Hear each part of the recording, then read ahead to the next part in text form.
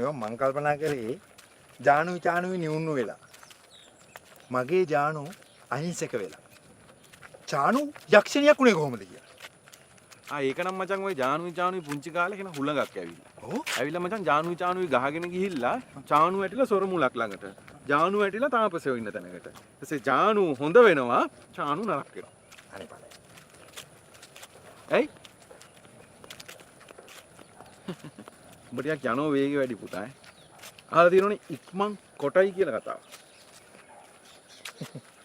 ඒකද ඔබ කොට? දැන් හිටක් කරම් ගහන්න යනවද? නැතුව.